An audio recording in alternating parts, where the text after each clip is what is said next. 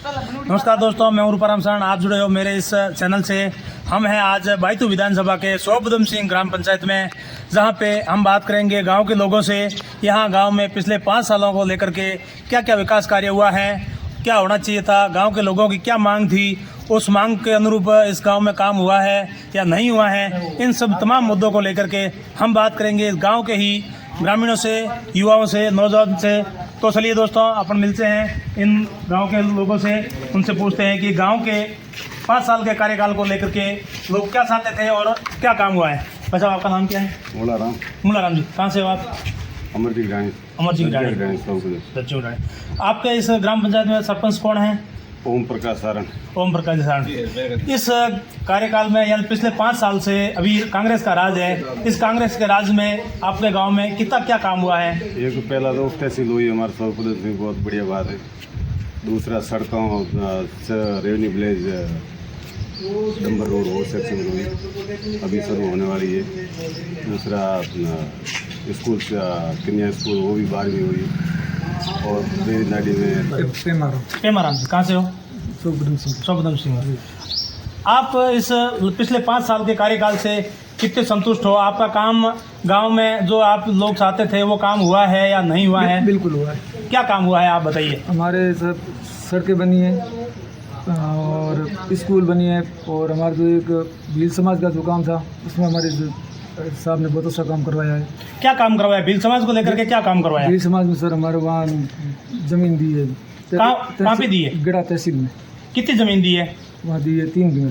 3 बीघा। आप उस ज़मीन को किस उद्देश्य के रूप में उपयोग करोगे? उस हम कोई बड़े अच्छे छात्रावास बनाएंगे। ऐसी छात्रावास बनाओगे? शिक्षा को लेकर के बढ़ावा मिलेगा आपको? हाँ जी। अच्छा, उस ज़मीन को लेकर के आप किसको श्रेय देना? आपको ये ज़मीन अलॉटमेंट किसने करवाई थी? आपके हरीश चौधरी। हरीश चौधरी जी सर। अच्छा, आपका क्या नाम है सर? हीराराम जी। आप कहाँ से हो? सोपदम सिंह से। सोपदम सिंह जी। आप इस गांव के रहवासी हो।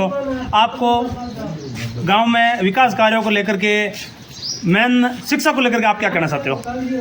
इस 4.5 साल में शिक्षा के रूप में हमारे ग्राम पंचायत सोपदम सिंह में 2 स्कूलें कर्मन्वित हुई है। कौन कौन से स्कूल? राजकीय माध्यमिक बालिका विद्यालय, उसको कर्मन्वित करवा के राजकीय उच्च माध्यमिक बालिका विद्यालय सोपदम सिंह करवाया, और बेरीनाडी को 8 विषय उच्च माध्यमिक में कर्मन्वित कराया हरीश चौधरी द्वारा। अगला कार्यकाल में आप किसको देखना चाहते हो? भाई साहब, अपना अगला कार्यकाल में हम हरीश जी को ही दोबारा देखना चाहते हैं, क्योंकि हरीश जी के द्वारा इस क्षेत्र में बहुत से विकास कार्य हुए हैं। क्योंकि हमारे क्षेत्र में जो कि सोपदम सिंह, जो कि एक सुदृढ़ीकरण से काम सोपदम सिंह जाना जाता है, क्योंकि यहाँ काफ़ी गांव की जो को सीमाएं लगती है उनको हमारी, एक तो सबसे बड़ी विकास की बात करें तो सोपदम सिंह को तहसील बनवाया, और सड़कें की बात करें और भी जो सोपदम सिंह के अंदर 6 नए रेवन्यू विलेज गांव बनवाए गए हैं, और उन 6 रेवन्यू विलेज गांव के अंदर 29 किलोमीटर नई डामरीकरण रोड स्वीकृत हुई है। ये भी हमारे लिए बहुत एक अच्छी बात है। और मेरा नाम जोगाराम भील है, और हमारे भील समाज के लिए माननीय पूर्व राजस्व मंत्री हरीश जी चौधरी ने गिड़ा तहसील के अंदर 3 बीघा ज़मीन, जो कि भील समाज छात्रावास के लिए ज़मीन दी, उनके लिए भी हम माननीय पूर्व राजस्व मंत्री वर्तमान विधायक हरीश जी चौधरी का आभार व्यक्त करते हैं।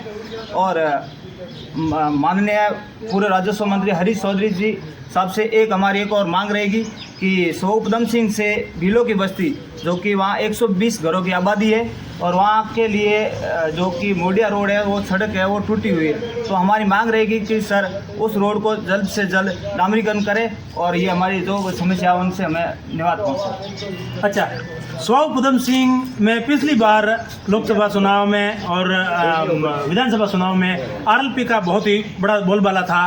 आरएलपी के उम्मीदवार जो उमेदराम जी बेनीवाल बताए जा रहे हैं, वही आपके यहाँ के स्थानीय निवासी हैं। तो उनको लेकर के आप यहाँ स्थानीय निवासी उमेदराम जी को लेकर के क्या कहना चाहते हैं? और यहाँ कहीं न कहीं ये यहाँ का स्थानीय निवासी भी है, और आरएलपी का अभी वर्तमान में माहौल भी अच्छा चल रहा है, तो उन बातों को लेकर के आप क्या कहना चाहते हो? आप अपने स्थानीय विधायक को रूप में किसको देखना चाहते हो, या उमेदराम जी को वोट दोगे या और किसको दोगे? इन बातों को लेकर के आप क्या कहना चाहते हैं?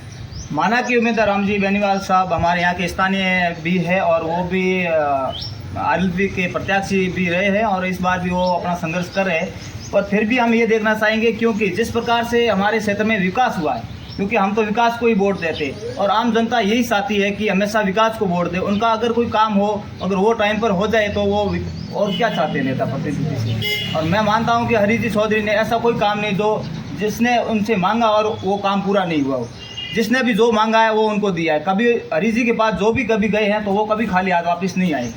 उमेंद्र राम जी बेलीवाल, अभी युवा लोग जो भी हैं वो उमेंद्र राम जी के फैन बने हुए हैं और आप भी युवा हो, तो उस को लेकर के आप क्या कहना चाहते हो? युवा इस साल मतलब इस टाइम किस और ज़्यादा बहुमत रहेगा? आरएसपी में रहेगा, बीजेपी में रहेगा या कांग्रेस में रहेगा? युवाओं का मानस क्या है इस साल?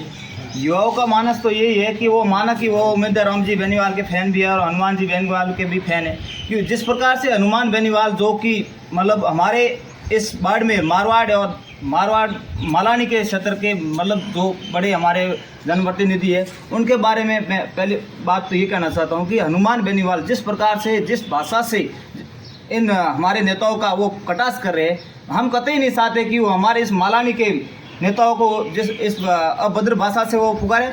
और मैं मानता हूं कि हमारे इस बायतू क्षेत्र बायतू विधानसभा के युवा आज भी हरीश जी चौधरी का बहुत अच्छे से सपोर्ट करते हैं, क्योंकि आज युवा जाग चुका है और शिक्षा के क्षेत्र में जिस प्रकार से विकास हुआ है।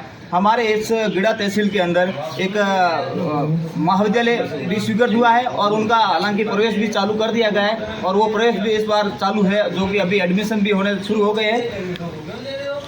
और मैं बताना चाहता हूं कि जिस प्रकार से गिड़ा क्षेत्र के अंदर इस बार विकास हुआ है कांग्रेस सरकार ने के द्वारा, हरीश जी चौधरी ने जो विकास कराया वो काबिल तारीफ है। और हमें दोबारा रिपीट में भी हरीश जी चौधरी को ही मत देकर और उनका दोबारा चाहते हैं सरकार के।